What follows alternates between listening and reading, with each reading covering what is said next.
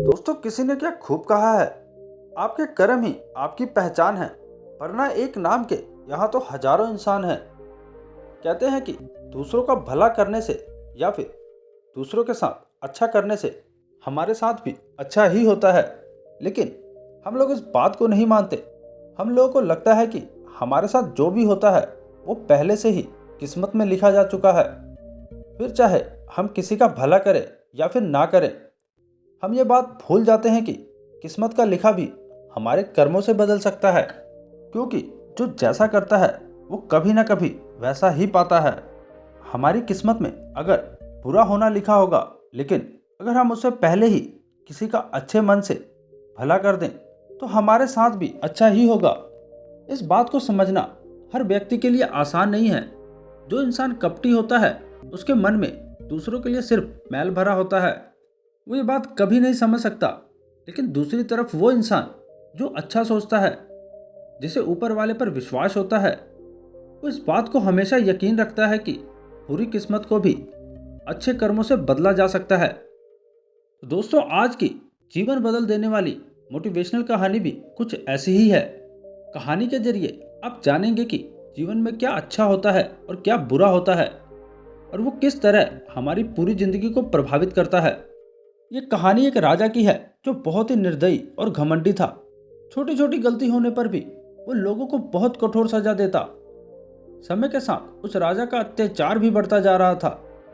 एक दिन अचानक राजा बीमार हो गया और उसे ऐसी बीमारी हो गई जिसका इलाज किसी भी वैद्य के पास नहीं था। सारा समय वो बिस्तर में पड़ा रहता। अब राजा को लगने लगा था कि उसकी मौत नजदीक है। लेकिन वो राजा मरने से बहुत डरता था। अपने डर को दूर करने के लिए वो राजा रोज प्रार्थना करने लगा, भगवान किसी भी तरह मेरी जिंदगी बचा लो।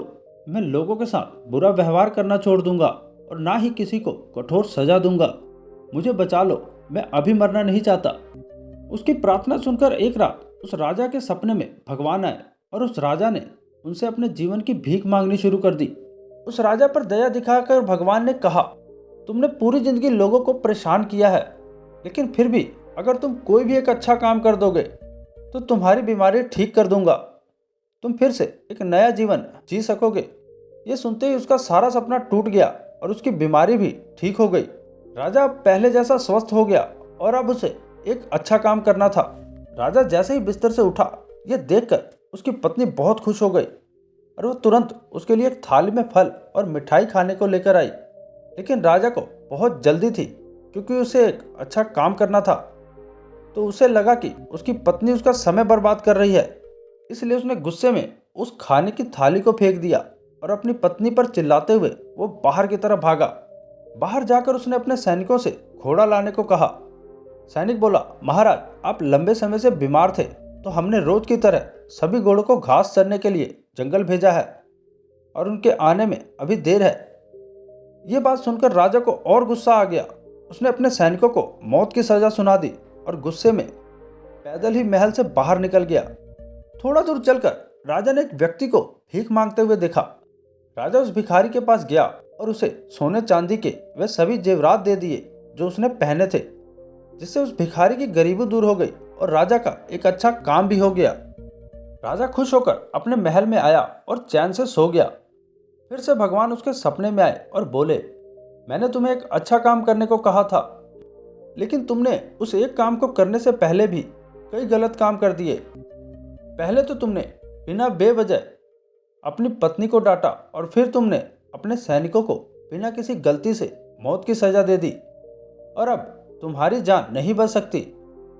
इस तरह थोड़ी देर बाद ही उस राजा की मौत हो गई। तो दोस्तों, हम सभी को जिंदगी की वैल्यू तब पता चलती है जब हमारी लाइफ में कोई मुसीबत आती है।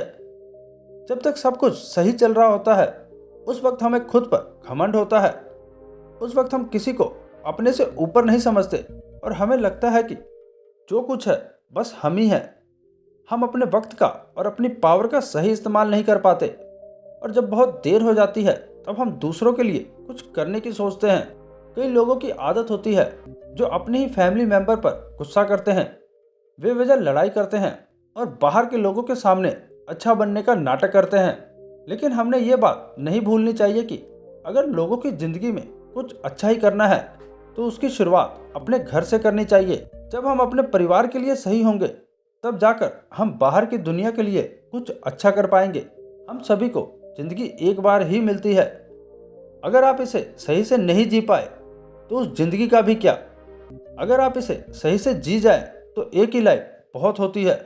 तो दोस्तों, आशा करता हूँ कि ये छोटी सी कहानी आपको अच्छी लगी होगी। अगर ये कहानी आपको अच्छी लगी है तो नीचे कमेंट करके ज़रूर बताएं। और ऐसे ही और मोटिवेशनल कहानी के लिए हमारे इस वीडियो को लाइक करके हमारे इस चैनल को सब्सक्राइब जरूर करें, ताकि ऐसी और मोटिवेशनल वीडियो आपको मिलती रहे।